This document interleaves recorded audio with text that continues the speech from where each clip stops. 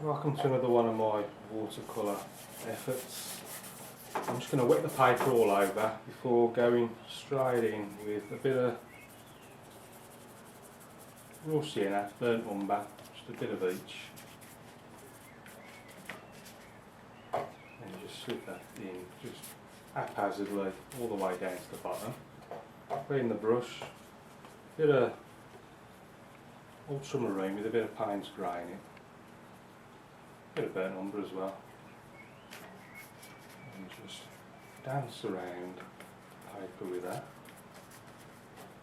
A bit more ultramarine and burnt umber, a bit of Payne's grey,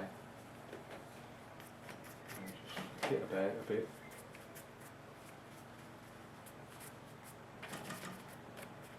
Fill these gaps in the sides.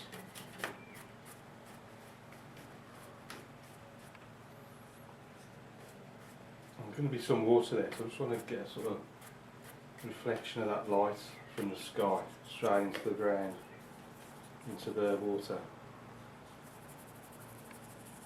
Again, a bit of raw sienna, burnt umber, Payne's grey, see how it's really darkening. And the darker you make the edges, the lighter the other part, the adjacent bits will seem. Trying to catch, it's just dripping down slightly, just very, very, very light. Yeah, ultramarine, Payne's grey. You see as it dries, it goes on heavier and heavier.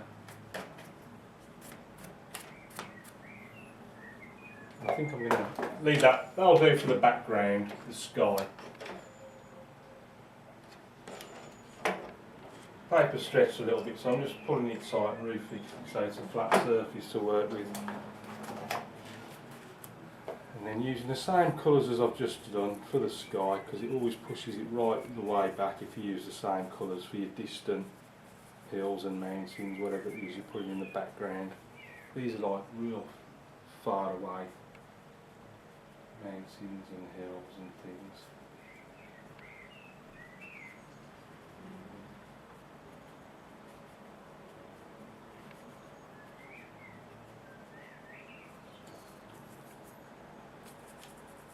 Bit of raw sienna,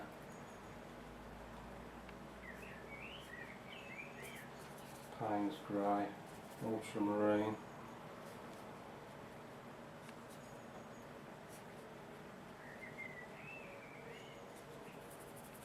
raw sienna. You see as the paper dries it goes on quite strong. Also there's less and less water on my brush now. You can see how much darker it's coming off, stronger tones. But pretty soon it's going to get too dry, so I'm just dipping the very tip, just the tips of the hairs into the water, just to loosen them up.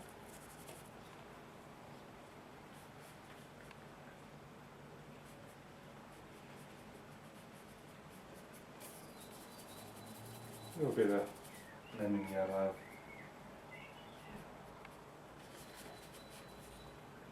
Dipping the tips in just to loosen it up again as it dries, gets too dry.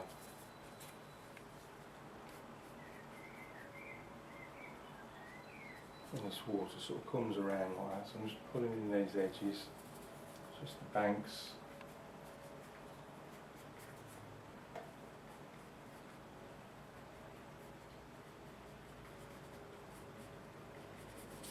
And it just comes, something like that. Over to the other side,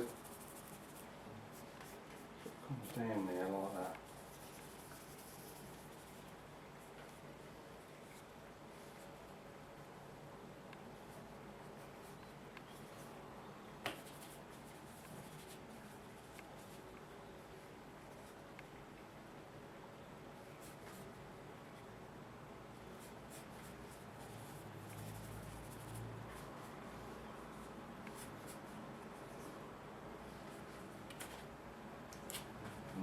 I've just dipped the tips in just to dilute it, just to finish this bit off down the bottom. So I'm just going to put some trees and stuff down there.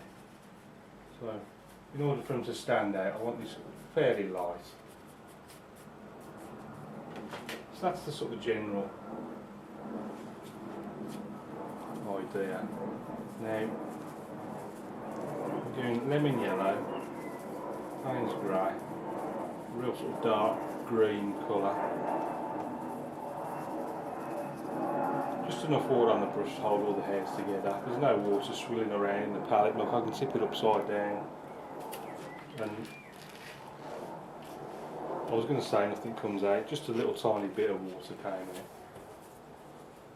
And then I'm just going to flick up like this, just make it look as if it's trees.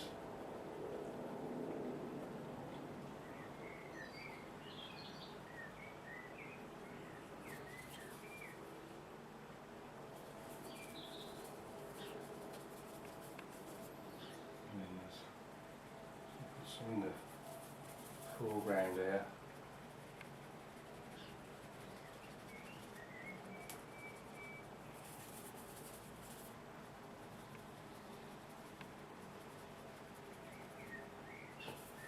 Just lemon yellow, Payne's grey. Just flicking it off like that.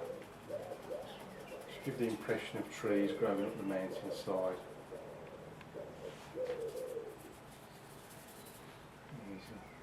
Also flick it up that way as well.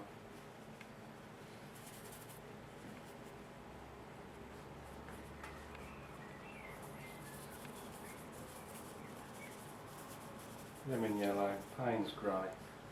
This is the easiest way, I think. Yeah, this way seems to work better. Just sort of flick it like that. Continue them ones up there like that. Put them down there.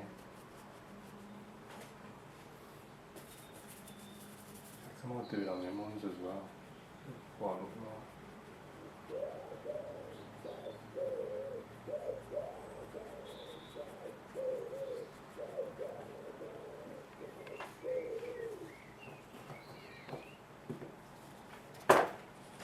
I'm just going to pull it flat again. It's not quite flat on the plywood. And then I'll get the card, just a bit of piece of card. I'm just going to pop a few little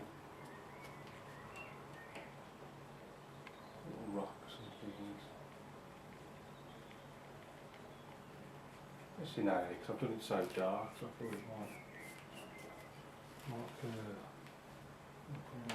little rocks down there, coming down the side of the hills and mountains.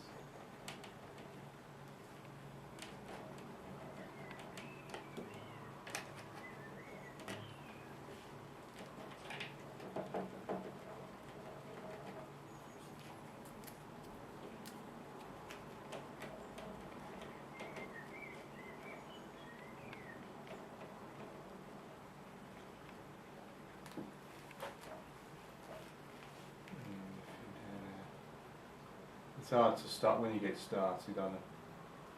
Obviously the further away they are, the smaller they are.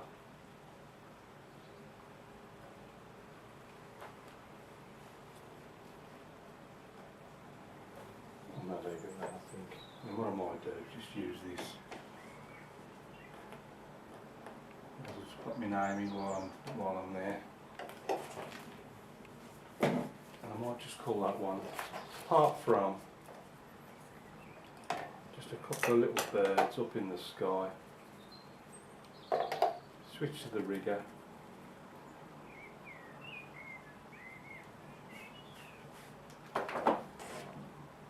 Where should we put them? Put them over